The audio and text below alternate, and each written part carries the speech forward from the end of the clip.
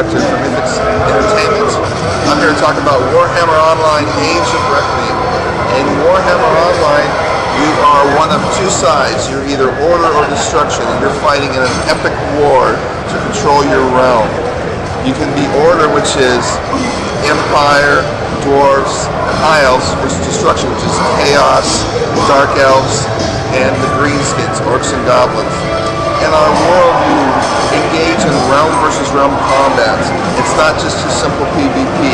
It's a game where you impact how the world is by fighting the other players, by doing quests, by doing scenarios, by seizing keeps and objectives, and playing the game. You contribute to your realm's control. That all culminates in laying siege to, capturing, and then pillaging and looting your opponent's capital city.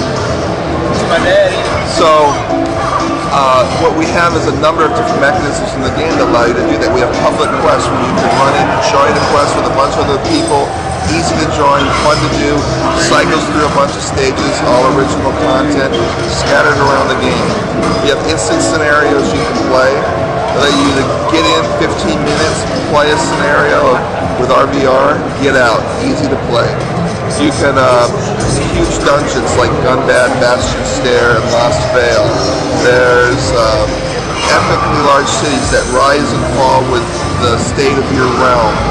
There's there's so much stuff. If you're a Warhammer fan, there's so many things to do with that. You're expecting your release date? We release next month, September 18th. September 18th? Yes. I've been waiting for that. There you go. So everything will be ready, right? Everything's ready. So there was some confusion about some stuff being taken out. Right. I can go into that. Yeah, can you elaborate on that? So there was an announcement about a month ago where originally we have 6 capital cities and we only have 2 now. That's Altdorf and Inevitable City. And one of the things with that is that we originally had one vision for the capital cities, and it was fairly flawless. And then we sat down and we looked at what we wanted to do with the capital cities, and we started to expand Altdorf and Inevitable City and build them and build them and build them. And we got to the point where we're going, this is what a capital city should be like. And when people get in the game, they're going to see it, they're going to be amazed at everything that the city has.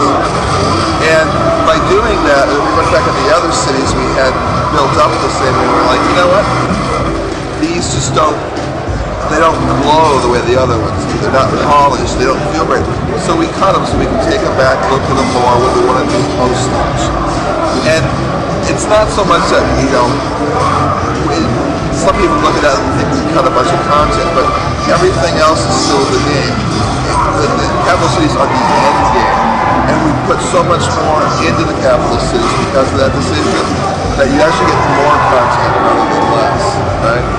And then we originally had 24 classes, we cut it down to 20, right? We cut 4 classes. Which is still enough.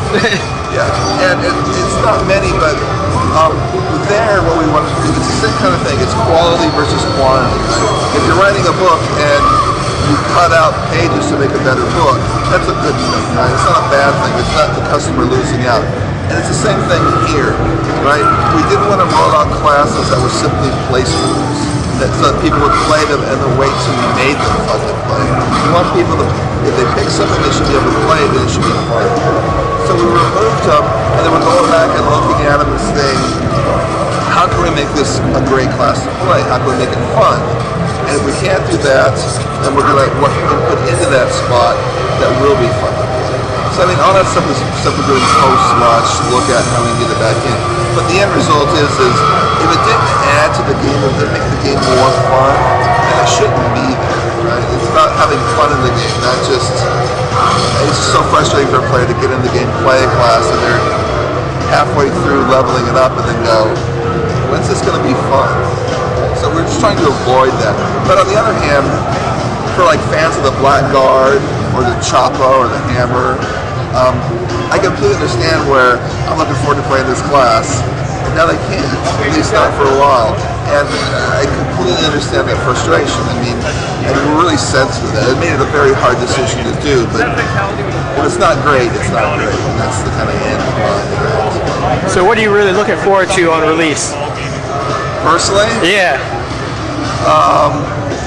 Well, so I'm community relations, so I'm looking, I'm really happy with the state of our game because it makes my job much easier. The great game launches, you get out there and be proactive. But what I'm really looking forward to probably most of all is, I play the game a lot. There's a lot of things I don't let myself look at, like I haven't read any of the text for any of the quests. But I like to play the game, and I know the storyline, I know far more than any player will, but I just trying to preserve little bits of myself so I can have that kind of new player experience as well. And it's a lot of fun to play. I think the players will see that too. All right, thanks.